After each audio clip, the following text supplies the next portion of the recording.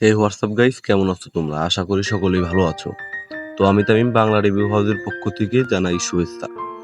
আর বেশি কথা না বলে চলে যাচ্ছি মূল ভিডিওতে। এবার ঢাকায় সিনেমা কাঁপাবে আসন্ন ঈদ উল ফিতরের। এবার মুক্তি পেতে যাচ্ছে বরবাদ, যা ইতিমধ্যে প্রথম লুক বা ট্রেজার মুক্তি পেয়ে গেছে। বরবাদ এর ট্রেজার 1 মিনিট 40 সেকেন্ড পুরো বাংলাদেশ কাঁপিয়ে দিয়েছে। একদিনের ট্রেজারের ভিউ 1.1 মিলিয়ন। টিজারের প্রথমে নারী কণ্ঠে বিদ্রোহ ভাবে বলিতেছেন যে আমার মা হয়েও লজ্জা হয়। এই 3 সেকেন্ডেই যেন বিদ্রোহ কণ্ঠে কাঁপিয়ে দিয়েছে বরবাদ। অতঃপর আবার সেই কণ্ঠেই বলে, বাবা হয়েও কি লজ্জা হয় না? যতদূর ধারণা করা যাচ্ছে মিশা সওদাগর হতে যাচ্ছে শাকিব খানের বাবা।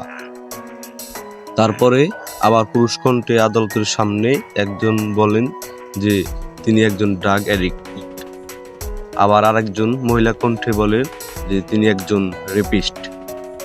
মুভিটি ঈদের দিন প্রকাশ পেলে বাংলার আরো 2টি মুভির সাথে টক্কর দেবে, যা ইতিমধ্যেও ট্রেজার মুক্তি পেয়েছে।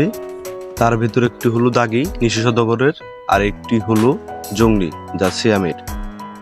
টিজারের অতঃপর আবার দেখতে পাই বিএমডাব্লিউর উপরে বন্দুক হাতে নিয়ে কাউকে উদ্দেশ্য করে শাকিব খান বলছেন যে সাইলেন্স। এতেই যেন কেঁপে উঠল পুরো বাংলাদেশ।